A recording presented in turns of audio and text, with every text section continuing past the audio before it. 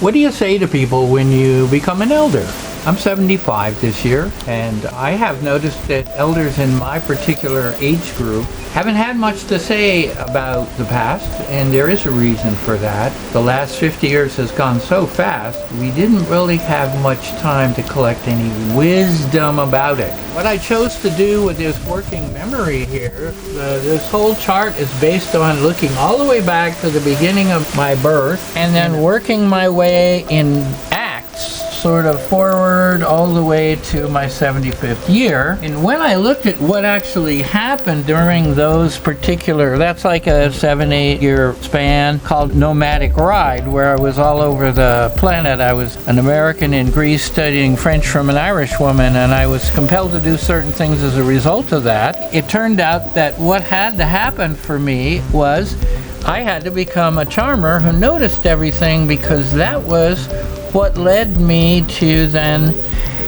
creating the skills of affiliation, which is just a fancy word for making friends. But making friends is something we never really learned about in school, so I have to now remember, in this case, what it is you do to make friends. And part of that goes into the next part of my education, which was, again, traveling around the planet an awful lot and learning about civilization, because I met people from so many different civilizations. And so my skill base then became an awakening skill base, where I found I had to use a full expression of what I was doing in order to become a social inventor, producer, performer.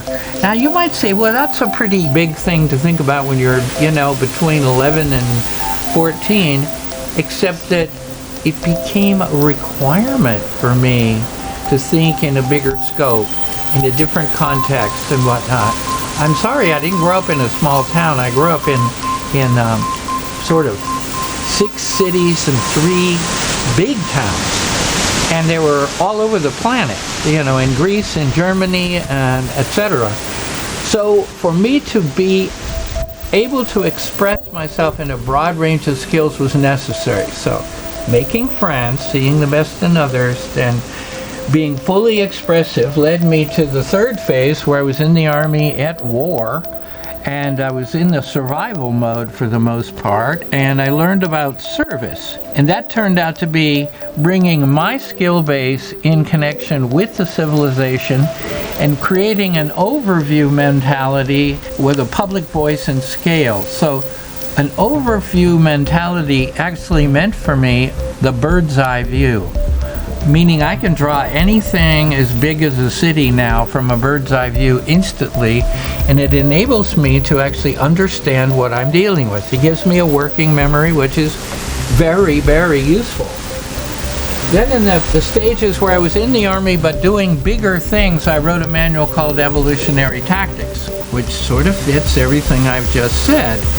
And created the plan Operation Noble Steward, where the armies were designed to take over national security to natural security, and in this case caused me as a character to become a multi-sensory, multi-dimensional experience challenge course designer. That sounds like a long sentence to say I'm teaching, but I'm teaching by challenging people with a real life situation and causing them to experience that in a very, very big way.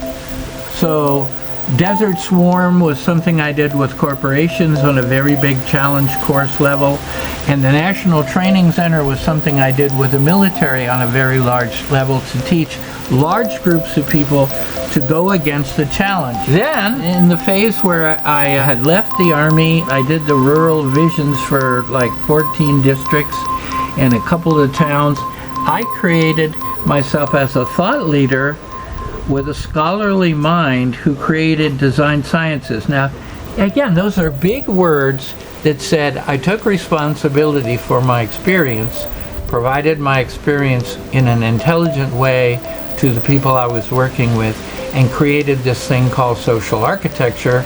And the cyberversity.com is a way you can find out about just what that is in detail. And finally then, I came to a phase in my life where I was again working in a rural thing, but I moved to a global deal where I was imagining new global solutions, village design, and then became a web page ringmaster to get all those ideas out to the public. And it involved soul friendships with 700 people on a website called Facebook.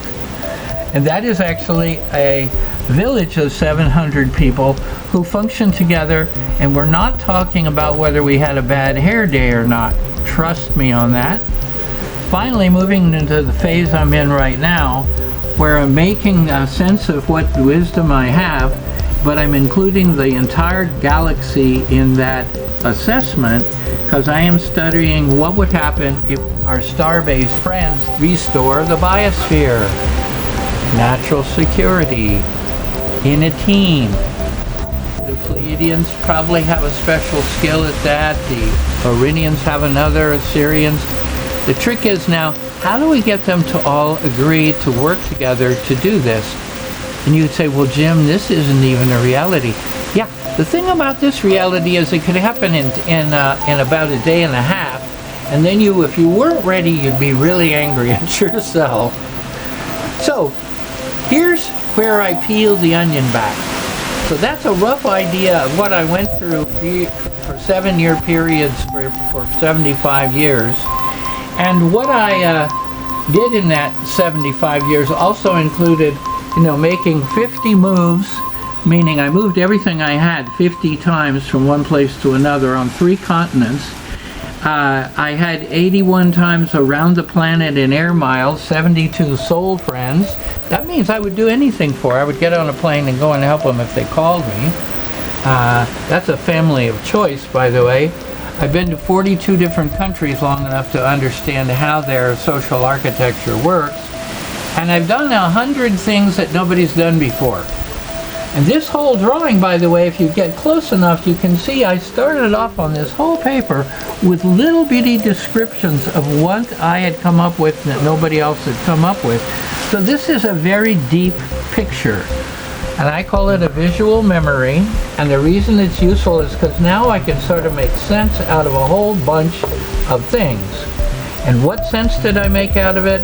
Well, if I had it all to do all over, I would have paid more attention to making friends, more attention to awakening to a bigger world, more ways to tell other people how wonderful they are, more ways to imagine the best and then stepping into it, more ways to trust God to make the situations work, even though I had thought what I wanted to have happen.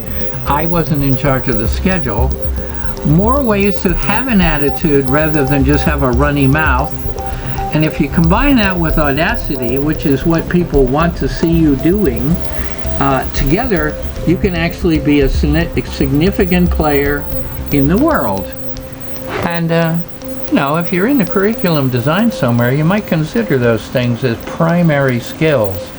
So this is a look back, meaning a wisdom's eye view of what my life actually did for me and what skills actually it produced. And if I were to tell you how to get ready for the next the fifth dimension that's coming, it would be these skills: making friends, expressing yourself in a larger way, seeing the world in a larger way, playing into that, and as a teacher, if possible, to learn the most you possibly can, taking yourself all the way to a state of global elder where you have the audacity to say what you said, what you learned, and what wisdom you have for the coming generations.